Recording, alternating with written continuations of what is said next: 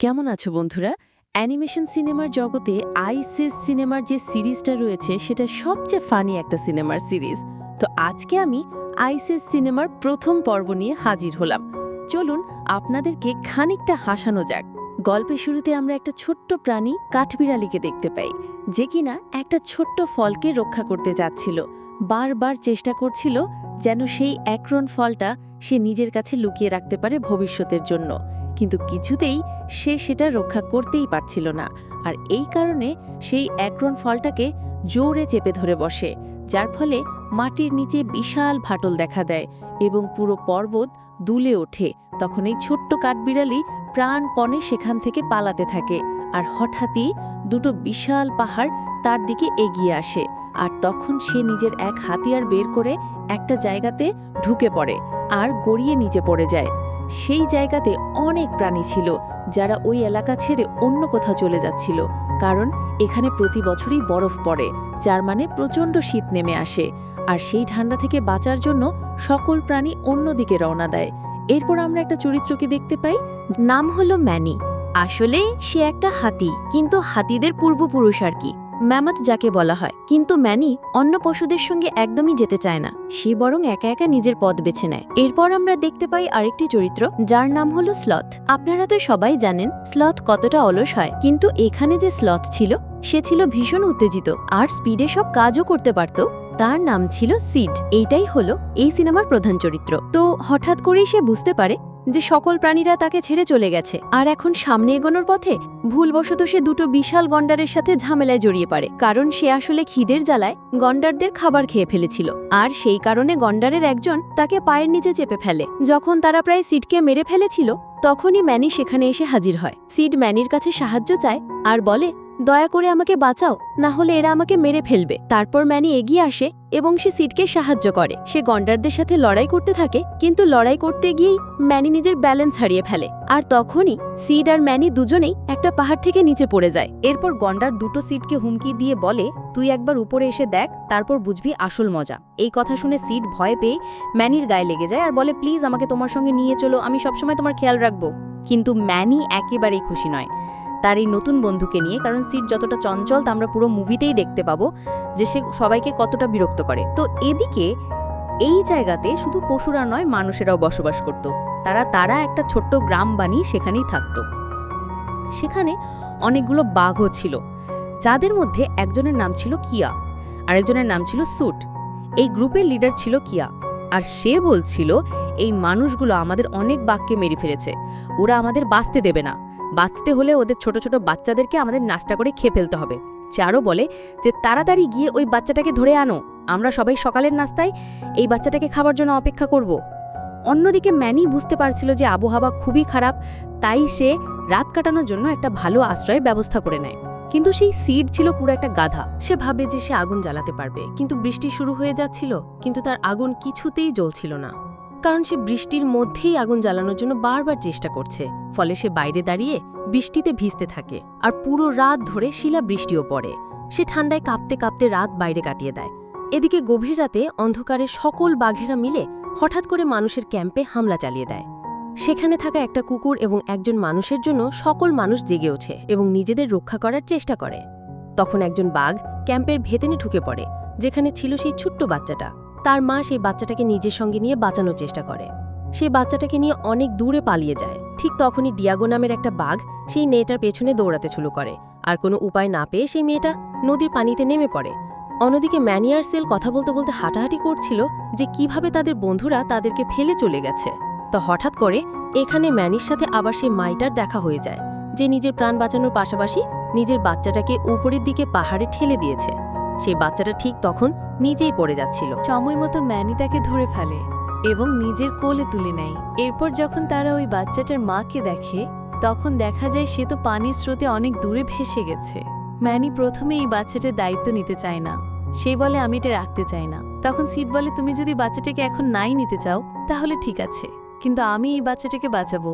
আর দেখো উপরে আগুন জ্বলছে, নিশ্চয়ই ওর পরিবার ওখানেই আছে, আমি ওখানে ওকে পৌঁছে দেব। তখন ম্যানি ভাবছিল যে সিড আদৌ এই বাচ্চাটিকে সাহায্য করতে পারবে, কিন্তু স্লথ আসলে কতটাই বা হাঁটতে পারে, কারণ ওরা তো অনেক স্লো, আর তাছাড়া ওই পাহাড়টা ছিল একদমই খাড়া। তো দেখা যায় অনেক চেষ্টা করার পরও সিড খুব বেশি উপরে উঠতে পারে না। একসময় এমনও হয় যে সিডের হাতে থাকা ছোট্ট বাচ্চাটা ফসকে যায়। ম্যানি তাকে ধরতেই যাচ্ছিল, ঠিক তখনই ডিয়াগো এসে সেই বাচ্চাটাকে টেনে নেয় আর বলে এই জিনিসটা আমার। তখন সিড আর ম্যানি বলে তুমি ভুল বলছো, এই বাচ্চাটা আমাদের। তখন সেই ডিয়াগো বলে যে তোমাদের গ্রুপটা কোথায়, তোমরা তোমার সবাই মিলে একটা দল বানিয়েছো তাই না? তখন ম্যানি বলে যে না, আমাদের কোনো গ্রুপ নেই, কিন্তু এই বাচ্চাটা কিন্তু তোমারও না। তখন ডিয়াগো বলে আমি বাচ্চাটাকে ফিরিয়ে দিতে পারবো, কিন্তু তোমরা তো মানুষের ব্যাপারে কিছুই জানো না। আমি বাচ্চাটাকে একদম ঠিকঠাক ওর পরিবারের কাছে পৌঁছে দেব। কিন্তু ম্যানি আর সিড বাচ্চাটা তাকে দিতে রাজি হয় না। তারা নিজেরাই বাচ্চাটাকে তাদের সঙ্গে রেখে পায়। তো কিছুদূর যাওয়ার পরে ওরা সেই জায়গাতে পৌঁছে যায় যেখানে আগে মানুষেরা ছিল। তখন ডিয়াগো দেখিয়ে বলে যে দেখো এখানে আগুন জ্বলছিল, তার মানে বাচ্চার বাবা মা এখনো বেশি দূরে যায়নি। তখন ডিয়াগো বলে যে তোমরা তো জানোই না ট্র্যাকিং কি জিনিস, তোমাদের তো এই জায়গার রাস্তাও জানা নেই। আমি আবারও বলছি, আমাকে বাচ্চাটা দিয়ে দাও, আমি ঠিকই ওঠো মানুষের কাছে পৌঁছে দেবো। কিন্তু ম্যানি কোনোভাবে রাজি হয় না। সে বলে যে আমরা নিজেরাই ওকে সাহায্য করতে পারবো, আর তুমি যদি সাহায্য করতে চাও তাহলে আমাদেরকে রাস্তা দেখিয়ে দিতে পারো। এদিকে ডিয়াগো তখন বেশ বিরক্ত হয়ে উঠেছে, আর সিড বুঝতে পারে যে ডিয়াগো আসলে ওদের সাথেই যেতে চায়। এটা বুঝতে পেরে সে ভয়ে ম্যানির একদম পা ঘেঁষে দাঁড়িয়ে পড়ে। শত হলো ডিয়াগো ছিল একটা বাঘ, ভয় তো পাওয়ারই কথা। এরপর ডিয়াগো সিড আর ম্যানিকে ভুল রাস্তা দেখিয়ে দেয় আর ওদেরকে নিয়ে চলতে শুরু করে সেই দিকে যেখানে বাকি বাঘগুলো উৎ পেতেছিল। এদিকে ছোট্ট বাচ্চাটা তখন খুব জোরে জোরে কাঁদতে শুরু করে, কারণ ওর ক্ষুধা লেগে গেছে। তখন ম্যানি আর ডিয়াগো বলে যে দেখো বাচ্চারা হয়তো পটি করেছে। এরপর সিট চেক করে দেখে যে সত্যি বাচ্চারা পটি করে দিয়েছে, তাই সে বাচ্চাটা ডাইপার বদলে দেয়। আর সেই ডাইপারটা ফেলতে গিয়ে তার সোজা উঠে গিয়ে ম্যানির মাথায় পড়ে। তো যাই হোক, এদিকে বাচ্চাটার কান্না তখনও থামছে না। তখন ওকে শান্ত করার জন্য সবাই মিলে খেলতে শুরু করে। ডিয়াগো, যে কিনা সবচেয়ে ভয়ঙ্কর প্রাণীগুলোর একজন, সেও এই বাচ্চাটাকে খেয়ে ফেলার বদলে কাটতে কাটতে ওকে শান্ত করতে থাকে। এমন সময় সিড একটা গুহার ভেতরে যায় কিছু খুঁজতে, আর সেখানে পেয়ে যায় সে কিছু দানাদার জিনিস, যা দেখে বোঝা যায় যে কেউ এখানে ইচ্ছাকৃতভাবে এইসব রেখে গেছে। তো সামনেই ওরা কিছু বিশাল আকৃতির পাখির কাছে কিছু তরমুজ দেখতে পায়। সিড তাদের কাছে তরমুজ চাইলে তারা কিছুতেই দেয় না। এই নিয়ে সবার সাথে বেজে যায় মজার এক যুদ্ধ, আর শেষমেশ সিডই নিজের বোকামির কারণে ওদের তরমুজগুলো সব গড়িয়ে পড়ে যায়। একই সঙ্গে ওখানে থাকা পাখিরাও পাহাড় থেকে নিচে পড়ে যেতে শুরু করে। অনেক চেষ্টার পর শেষমেশে একটা তরমুজ হাতের নাগালে পেয়ে যায়, আর সেটা পেতেই ছোট্ট বাচ্চাটা সেটা চুষতে চুষতে কাদা বন্ধ করে দেয়। তখন রাত অনেক হয়ে গেছে, তারা সবাই ভাবছিল যে কোথাও থেমে এখন বিশ্রাম নেওয়া উচিত। কিন্তু ম্যানি একদম নিশ্চিত ছিল যে ডিয়েগো রাতের বেলা কিছু না কিছু করবে, তাই সে বাচ্চাটাকে এক মুহূর্তের জন্য নিজের কাছ থেকে দূরে রাখছিল না। বাচ্চাটা খুবই ক্ষুধার্ত ছিল, আর খিদে থাকার কারণে তার ঘুমও আসছিল না। তো এখন রাতের বেলা ম্যানি একটু ঘুমিয়ে পড়ে, আর ঠিক তখনই বাচ্চাটাকে কেউ তুলে নিচ্ছে এমন কিছু শব্দ শোনা যায়। সে উঠে গিয়ে দেখে যে ডিয়েগো তার অন্য বাঘ বন্ধুদের বলছে, এখনই আমরা এই বাচ্চাটাকে খাবো না, আগে সবাইকে জানিয়ে দাও যে আমি শুধু বাচ্চা না, একটা হাতিকেও নিয়ে আসছি। তখন সবাই মিলে আমরা জমিয়ে পার্টি করব। তবে হাতির উপরে হামলা করতে হলে সবাইকে একসঙ্গে হামলা করতে হবে। তখন বাকিরাও রাজি হয়ে যায়, আর পুরো দলকে এটা জানাতে চলে যায়। পরদিন সকালে দেখা যায় যে ম্যানি আর সিড কেউই সেই বাচ্চাটাকে খুঁজে পাচ্ছে না। আর তখন দেখা যায় যে সেই বাচ্চাটা সিডের কাছে ছিল, যে কিনা গরম পানির মধ্যে আরও দুটো স্লথের সঙ্গে বসেছিল। তখন সিড সেই স্লথ দুটিকে বলে যে কিভাবে সেই বাচ্চাটার প্রাণ বাঁচিয়েছে। এরপর ম্যানি এসে আবারও সেই বাচ্চাটাকে নিজের কাছে নিয়ে নেয় আর বলে চলো এবার আমাদের সামনে এগোতেই হবে। তখন সে বুঝতে পারে যে এই ছোট্ট বাচ্চাটা আসলে একটুও ভয় পায় না, বরং সে অনেক বুদ্ধিমান। এদিকে সিড যখন নিজের দরকারি জিনিস আনতে যাচ্ছিল, তখন হঠাৎ করে সেই গন্ডার দুটো এখানে হাজির হয়ে যায়। সিড তো ভীষণ ভয় পেয়ে যায়। তখন সে ডিয়াগোর কাছে বলতে থাকে, প্লিজ আমাকে বাঁচো, এমন একটা নাটক করো যেন মনে হয় আমি মরে গেছি।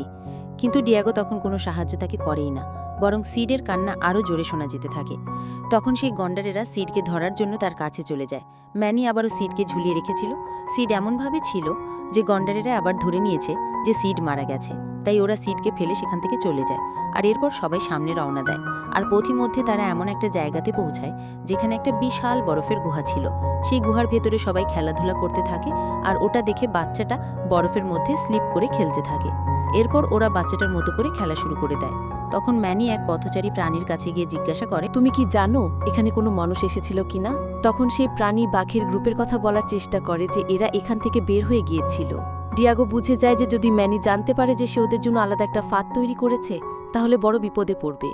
তাই সে তৎক্ষণাৎ ওই প্রাণীটাকে ধরে অনেক দূরে ছুঁড়ে ফেলে দেয়। তারপর তারা আবারও সামনে এগোতে থাকে। আর যখন ডিয়াগো দেখতে পায় যে পাহাড়ের ওপাশ দিয়ে মানুষের একটা দল যাচ্ছে, কিন্তু সেই ম্যানি আর সিডকে সাথে সাথে উল্টো পথ দেখিয়ে বলে, আমরা যদি শর্টকাট নিই তাহলে দ্রুত পৌঁছাতে পারবো, তখন ম্যানি বলে যে শর্টকাট আমার কি ডিয়াগো? তখন ডিয়াগো বলে যে আমি তো এই পাহাড়েই থাকি।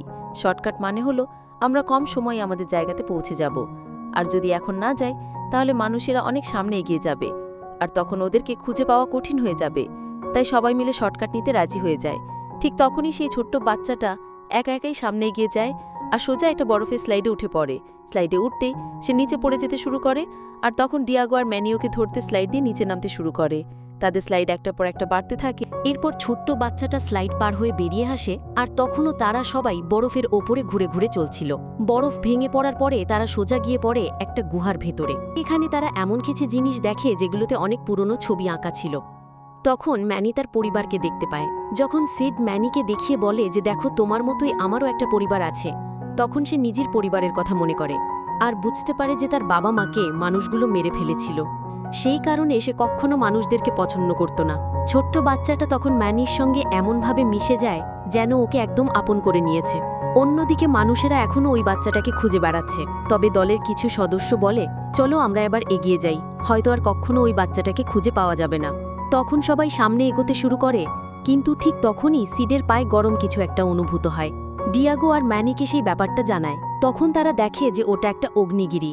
সবাই যখন অনেক দূরে এগিয়ে যায় আর পাহাড়টা তখন ধীরে ধীরে ভেঙে পড়তে থাকে, ডিয়াগো পেছনে পড়ে যায়, আর তখন ম্যানি নিজের জীবন ঝুঁকির মধ্যে ফেলে ডিয়াগোকে ধরে ফেলে। এরপর যখন রিয়াগো নিরাপদে উঠে আসে তখন সে ভাবে যে ম্যানি কেন ওকে সাহায্য করলো। তখন ম্যানি বলে বন্ধুরা তো একে অপরকে এভাবেই সাহায্য করে। তারপর থেকে ওরা তিনজন একে অপরের খুবই ভালো বন্ধু হয়ে যায়।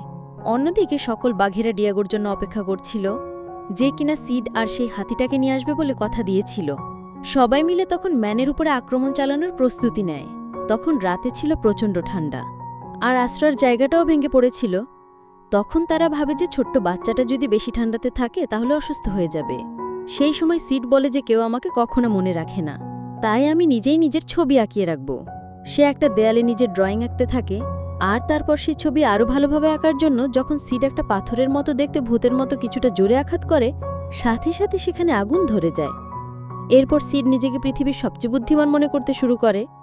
তখন ম্যানি বলে যে দেখো তো এই ছোট্ট বাচ্চাটা এখন কতটা বড় হয়ে গেছে, কারণ বাচ্চাটা তখন নিজে নিজে হাঁটতে শিখে গেছে। ডিয়াগো সেই শিশুটাকে কিছুটা দূরে পাঠিয়ে দেয়, বলে যে যাও ওদের সঙ্গে খেলা করো। ম্যানি আর সিড ছোট্ট বাচ্চাটাকে হাঁটতে দেখে খুবই খুশি হয়। এরপর সবাই যখন ঘুমিয়ে পড়ে তখন ডিয়াগো আবারও সেই বাঘদের কাছে ফিরে যায় এবং তাদের পরিকল্পনা অনুসারে বরফ গলিয়ে এই দলটাকে ফাঁদে ফেলার চেষ্টা করে।